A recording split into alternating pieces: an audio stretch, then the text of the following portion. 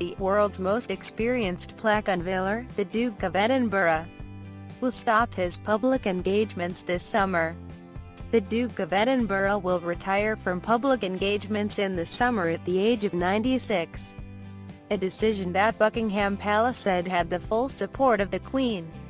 Shortly after the news was announced, Prince Philip was on duty, and on customary form, joining the Queen at St. James's Palace for a service and lunch for the Order of Merit. When the mathematician Sir Michael Idia told him, "I'm sorry to hear you're standing down," Philip shot back, "Well, I can't stand up much longer." Tributes to the longest-serving royal consort in British history, who will turn 96 on the 10th of June, followed the announcement, first made to royal staff in the ballroom of Buckingham Palace on Thursday.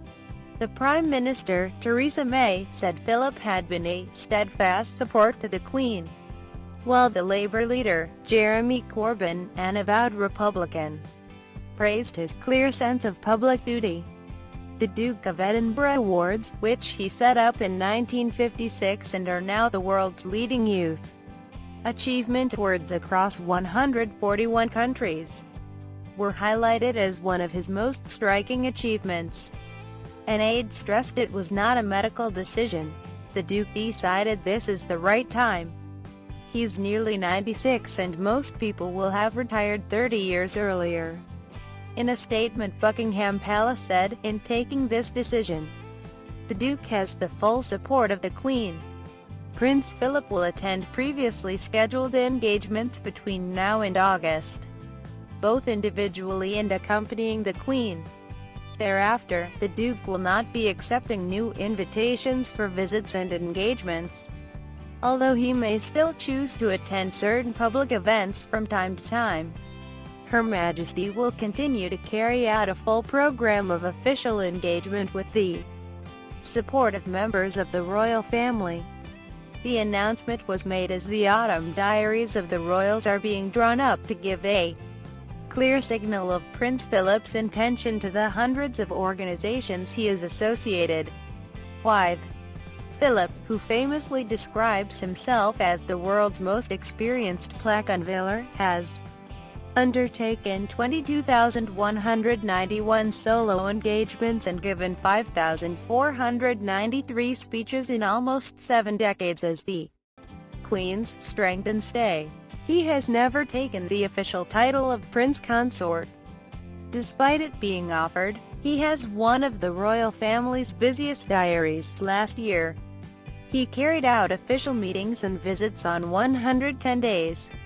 The Queen, whom the Philip has affectionately nicknamed Cabbage, will attend more solo engagements or be accompanied by younger members of the royal family. The Duke and Duchess of Cambridge announced in January they were moving from Norfolk to London, with William giving up his job as an air ambulance helicopter pilot in the summer with the intention of taking up more royal duties. Prince Philip will spend more time at Windsor, enjoying leisure time. He is still an active carriage driver, though he no longer competes, and was seen driving his cart and horses through Windsor as recently as March. He also loves oil painting and the outdoors. His barbecues are legendary, as the former Prime Minister David Cameron attested on Twitter. He will continue his association with more than 780 organizations of which he is a patron, president or member of, though he will no longer play an active role by attending engagements. His particular fields of interest include scientific and technological research, industry, the environment and sport. He has authored 14 books. Tributes poured in from the charities he supports. The conservation charity WWF said he was a true champion of the environment, while Muscular Dystrophy UK wished him a well-deserved and happy retirement. Book8 International said the Duke's support had been a privilege and an honour.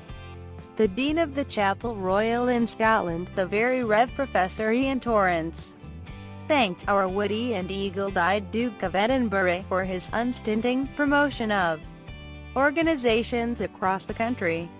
The eccentric club in London said it looked forward to continuing its relationship and wished him a most eccentric and delightful retirement. In recent years, he has been admitted to hospital on a number of occasions for abdominal surgery, bladder infections and a blocked coronary artery. Acknowledgement that he was thinking of retirement came on his 90th birthday, when he stepped down as president or patron of more than a dozen organizations and told the BBC, "I reckon I've done my bit," adding, "It's better to get out before you reach your sell-by date." Seen as a modernizer, who chaired the Royals' Way Ahead group, Philip was instrumental in abolishing the practice of debutantes being presented at court and in instituting informal palace lunches drawing people from different walks of life together.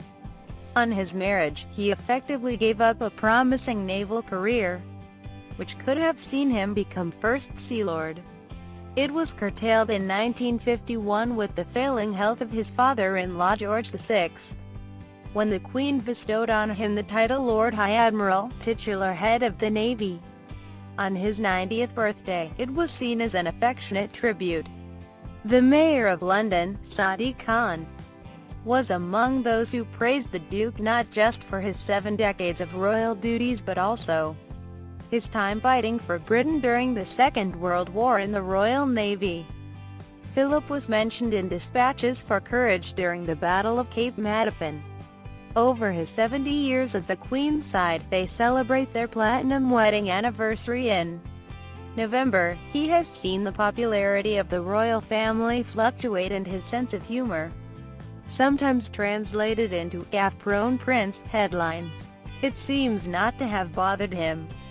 He once told biographer Giles Brandreth that the adulation of the royal couple in the early years of the Queen's reign was so unbelievable it could have been corroding. It would have been very easy to play to the gallery. But I took the conscious decision not to do that. Safer not to be too popular. You can't fall too far, he said. While many paid tribute to Philip, the shadow business minister Kion Were tweeted, "Congratulations to Prince Philip on retiring in financial security at a time of his choosing. From a job he enjoys #for the many note the few #waspy," referring to the Women Against State Pension Inequality campaign.